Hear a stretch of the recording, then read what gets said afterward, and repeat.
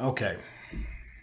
Little perspective on the current situation. Not that it's changed anything, and not that I'm surprised at what's going on. But let's talk about, let's say, Alabama, and then also, let's say, New Mexico a little bit. Those two, and I think that between the cross section of those two states, being that during this COVID thing, that there's been a sort of an extreme on the response from government, and as a result, it's had an impact on school-based services, especially at this point. Okay, because all the states were sort of in the same boat from March until just recently, with some of the states opening up and some remaining uh, closed. Okay, so New Mexico would be on that closed side, and Alabama, for example, has reopened. So, if you recall, let's go back in time because I have not forgotten what was said back then, and they were not successful in their Jedi mind trick or their mind erase tactics of trying to convince me that the reason that we were asked to do X, Y, and Z. I still remember why we were asked to do X, Y, and Z, and I didn't necessarily have a problem with that back then. Have a problem when people change the game plan. I have a problem when goalposts are moved. Um, Usually, when government does that, then you got to watch out because that's when oppression starts. That's when mundane stupidity is prevalent. You know, guys, there's a reason why legislatures exist, why judges exist, why executive branches exist, like a governor or a president. All three have distinct duties. We have a separation of powers in this country. Why is that? Because human beings take angles and they are corrupt in their very nature, unfortunately. They tend to do things to sit there and cover their own butt that don't necessarily make sense, that are geared toward helping themselves or their friends. I would love to sit there and live in la la, wonderful unicorn land, with lollipops and gumdrops falling from the sky, but that is just not our reality. So it's never been our reality. In fact, our experiment with human freedom that we know in our constitutional republic is relatively a new um, concept when taken in the entire expanse of human history. Okay, freedom is a fairly new, and liberty is a fairly new human concept of an experimentation. Okay, um, it's not guaranteed, and you know that's where we are. So let's track this back to March. Okay, so things shut down, and because of that, the first few weeks between March and April, everything was just closed. It was a governmental order. The schools were mandated to be closed. And so when it looked like this was going to extend further, well, then all of a sudden, the school buildings were closed, but schooling was to continue. And that's where the distant learning concept and the DLP and good faith efforts all came about, if you remember. And all of that was going to start right around April 6th. So that's your marker from April 6th until the end of the school year. And in Alabama, for example, the superintendent extended the 2019-20 school year until June 6th, 7th. Okay? Now, why did that happen? In order to make up for those couple weeks that were eaten up by the closure, okay, which would have allowed some students to make their grades in order for graduation and things of that nature. At that point, distant learning occurred, and then there was a lot of talk about what DeVos was going to do. Oh, she's so horrible. She's going to give us all these waivers because she's a Republican and she's going to give all these waivers to the school to where we don't have to sit there and worry about providing even a base level free and appropriate public education. That was the predominant thought. And do not let anybody tell you that that wasn't the predominant thought. Now, they can sit there and talk with this, but guys, I watch action. I don't care what you say to me, quite frankly. It doesn't bother me. I don't care what people write. This does not bother me. I watch action. I want to see if what's coming out of your mouth also coincides with your actions. And in this business that I do, in which I fight for your children, that's been my guide. I really could care less what school systems are promising parents. Don't care what comes out of the State Department with regards to guidance and training. I know what the rules are. I know what the rules say. I know what you should do. So I don't care what you say you're going to do. And I can't tell you how many times I've had school systems say, James, if you would just have let us do it, we were going to do that. We were going to do all these things, or we were thinking about, guys, I hear that all the time. That is the excuse given to excuse bad behavior. And my thing is, you should have just done it. Okay, this isn't some mystery. Everybody has the IDEA in front of them, and quite frankly, it's not that difficult to understand. So just do it. Don't talk about it, be about it. All right? So here we are, with this distant learning, and it was an absolute disaster for the most part. There were pockets where it went okay, but for the most part, it was an absolute disaster. Okay, so since it was an absolute disaster, now all of a sudden we got a bunch of parents that I think are entitled to some remedial services, some compensatory services. Well, when do we normally provide remedial or compensatory services? Well, we do that typically in the cases that I have in resolving these. We typically fit that in the summertime. Why is that? Well, because there's only so much time in a normal school year that is typically 180 days, excluding all the holidays. And then we're supposed to sit there and clump additional services on top of whatever the expectation already is, because there's just not enough time, So the summer is typically when, in our settlement agreements, these things need to be made up. And depending on the child, sometimes we will fix it to where the school will pay overtime or extra money to a teacher to do tutoring services or additional services at a time mutually determined by the parent and whoever that provider is. Sometimes the schools have to sit there and block an amount of money that the parents can use at one of these private tutoring companies. That's how we do this. So we know that a hell of a lot of parents are owed because of the crappy job of worksheets and little to no contact and just no benefit from this distant learning. Okay. Now, so here we are leading into the end of May, beginning of June, and the school year was supposed to end today in Alabama, Wednesday, give or take.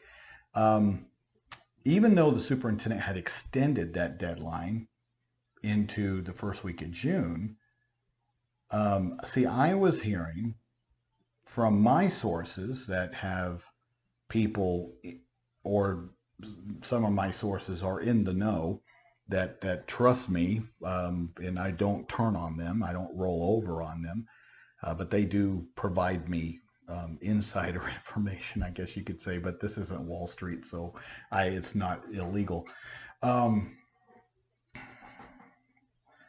But I knew weeks ago that there was going to be a loosening of restrictions in Alabama, which meant that in-person evaluations could start and in-person services could occur. There was a preliminary sort of plan that was allowing these age breakdowns, between June and July, and younger kids would be worked with in July. But those things were going to change drastically from the indications I was getting a few weeks ago. But they wouldn't announce that to the public. Okay. Now, why didn't they announce it to the public? Well, because so many schools did such a crappy job with distant learning, and so many schools had punted the ball with regards to IEP meetings. And the IEP meeting is where the analysis and the determination occurs with regards to extended school year services. And a lot of that didn't happen. Distant learning was crappy, so now parents are entitled to some compensatory and remedial services for their kid. Oh no, we're heading into the summer, and then the administrations didn't plan on the possibility that summer might move forward as normal, fairly close to normal. The other thing is this, that if the IEP team mutually decided to review the 1920 IEP and just create the new IEP when school started, then whatever that determination was last year with regards to extended school year services, well, they're entitled to that this school year or this summer. So now we're heading into, the end of the school year. So instead of announcing this weeks ago, I can't definitively, it's just me theorizing, okay?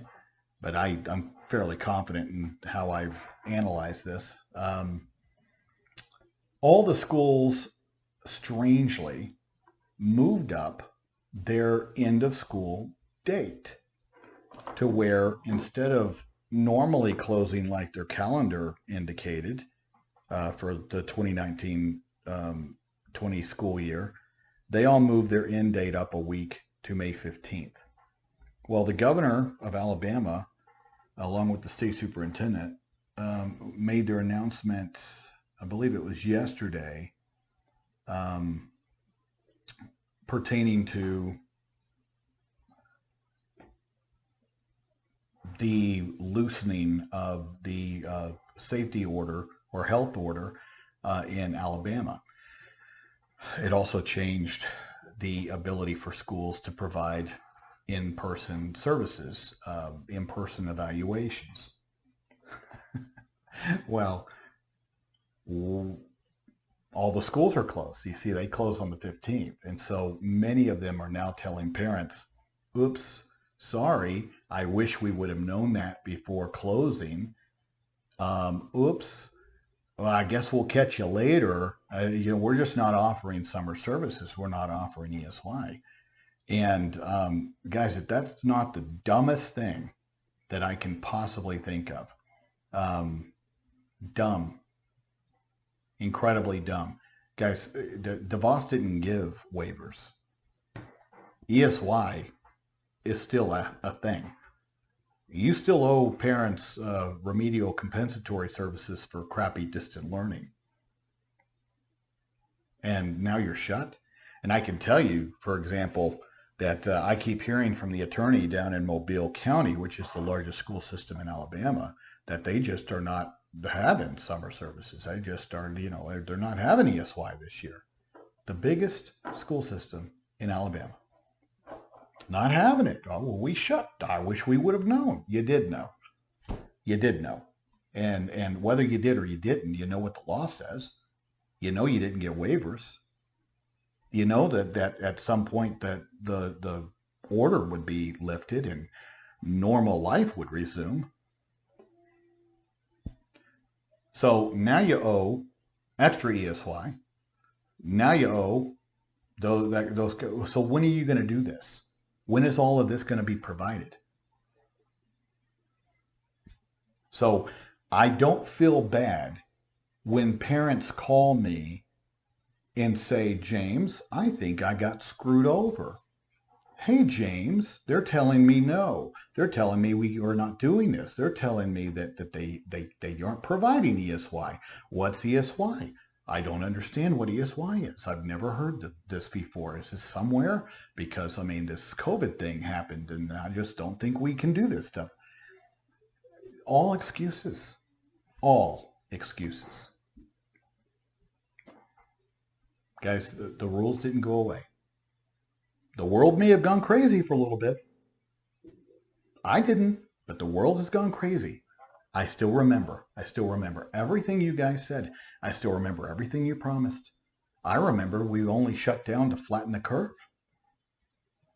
Well, we did that a long time ago. You know, I remember all that stuff as far as why we were doing all of this. You know, and then you just want to encroach and change the rules and change the name of the game. I don't do that. We established the rules back then, and nothing's changed. What we know about things haven't changed. Who we know it affects hasn't changed. None of that stuff's changed. So just because the governments want to change or move the goalposts doesn't mean that I'm playing along with that nonsense. And just because you didn't prepare and you didn't have any foresight, or you were banking on a bunch of waivers that didn't happen, sorry. The other thing is, as far as Alabama is concerned, they increased their education budget. Increased it. Didn't go down like I'm expecting other states to go through, like New Mexico. Alabama's went up. Just keep that in mind, guys. If you live in Alabama, that, you know, you got royally screwed. If you have a child that is normally and if they sit there and they go, well, we're going to do distant learning. Well, if your child didn't benefit from distant learning, then I don't know what the summer air is going to magically help them benefit from distant learning. There can be safe practices done if you believe that they should. They can be done in person, and this needs to happen for our children. I mean, obviously, it's up to you as a parent whether you want to participate in that. But I'm just saying, for those of you that do, that your children absolutely need these services, I'm telling you that all of it can be done, you know, using whatever safety precautions that you deem would be beneficial for your child in order to achieve, and along with the professional working with your child. And, you know, we know enough, and the school can work around all of those to protect any of the teachers out there that might be uncomfortable or fit into a high-risk group. I mean, it's just, these are all solvable issues. But you just don't ever say never. We're not doing it. We can't do it. It won't happen. Because that's an unacceptable excuse. And that's not true. You just don't want to. It's hard. It's difficult to think. We don't want to spend the money. Now, those aren't viable excuses. Now, with regards to New Mexico, that other extreme, well, I mean, they're still closed down. So, because they're still closed down, and the attitude of the governor there is one that is far more cautious than, let's say, Alabama or Georgia or Florida, okay, or Texas. So because it's far more slow with regards to this new evolution of reopening, you know, then at that point, you know, hell, it's questionable whether we're going to start in New Mexico with a normal school year, or whether for 9 weeks or whatever it may be, continuation of distant learning. Okay, you know, that's what we're dealing with in New Mexico. Now, at the same time, they're reopening clinics like ABA therapy, speech language, as long as those facilities can meet the governor's requirement for, you know, COVID safe practices for the business, which aren't that difficult to achieve. So those services can happen in person. So guess what, public school? You may not be able to provide those services, but that doesn't mean that you can't provide or pay for those services to be provided through a third-party agency if the public education department is refusing to initiate safe practices for government business. All right. And that could also morph and change in the next couple of weeks because she's got to re-up her order here next week. And I think that will be loosened up. But here, once again, you got a situation where distant learning has been largely a disaster for many, many children. Not implemented at all in many cases. Impossible in others due to the lack of technology and interaction. How are we going to make up those services? We only have a set amount of time that we can even do that. And I mean, some of these states are going to be in big trouble. And like I said, I mean, that's what I do for a living. I don't want to sit there and ding and ring the bell of these states. But guys, I mean, as much as everybody wants to believe that, that staying home was what was necessary, whatever. We have an entire segment of our population that this has been this has had a damaging impact on them. Damaging. And, we're going to have to figure out a way out of this because those are the kids that I'm focused on right now is the ones that none of this nonsense works for them. Okay. My child included. All right. So I'm impacted by this as well. And this distant learning stuff just doesn't benefit her. So we've got to sit there and just move forward, and we've got to sit there and solve these problems. They are solvable. Everything else is an excuse. So just keep that in mind as a parent that many of you are right in your analysis and your thoughts of what might be owed to your child.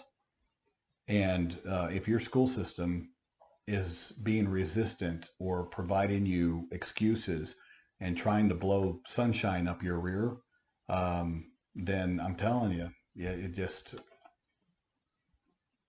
not acceptable.